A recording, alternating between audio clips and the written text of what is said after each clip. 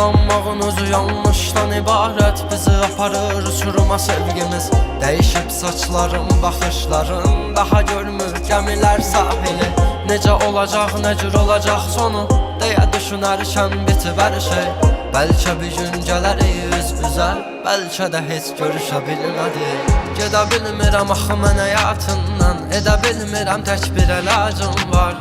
Qalmağım hər ikimizə zərəridir, bizi ayıran denələridir. Hanı bəs gedib geri dönüşlərin, tapmadı bir yolunu o sözlərin. Çəkib üstümə qapqara buludunu, yağışın dinməsini mi gözlədin? Belə bitəcəkdi sənəyə başlamışıq, sənlə bir olub o ürəyi daşlamışıq. Nə can qalıb, nə də bir əvəz günü gündən özümüzə yadlaşırıq. Etmə dedim, bizi bitirib ürək sözdə demir. Sən haradasan, mən haradayam, gec olmadan evimə gəlim. Davam edəcək hələ həsrətimiz, necə gizlədim mən özləmimi. Səndən uzaq bir adam var, yox xəbərin çox darıxır. Hər şey asan, bir sən çətin, bu yoxluğun üzür məni. Savaş açdım sevgimizə, mən pərişan, sən də dəli.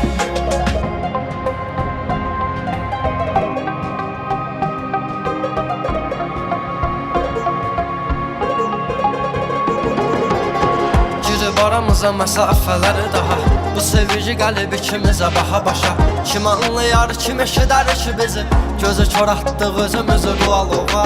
İçimdə qürur həddin aşır, səslənmənə yenə məni özünə çağır. Bilirəm, ürəyimin sən özü, mən necə ürəyimdən uzaq qalır. Sanki bu ölümdüsə ölümə varır ki, itirdiyin daha geri gəlmir. Toxunuşlar tək sənə aid, o baxışlar sevginə adi deyil. Kimi qalib edib, bizi məğlub edib həyatına, üzünə kör baxır eşqin oduna yorğun ürək. Səni məndən uzaq salıb məni də belə. Yenə olur axşam üzün yadıma düşür, gəl danışaq bu gecə sözün düzün. Dərd qubardayam bura səndən uzaq, mənə bir o qədər yaxın olur axı nə üçün. Davam edəcək hələ həsrətimiz, necə gizlədim mən özləmimi. Səndən uzaq bir adam var, yox xəbərin çox darıxır. Hər şey asan, bir sən çətin, bu yoxluğun üzür məni.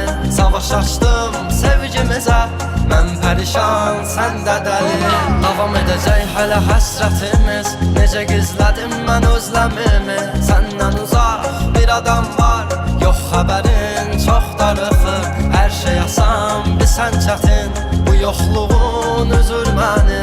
Savaş açdım sevgimizə, mən pərişan, sən də dəli.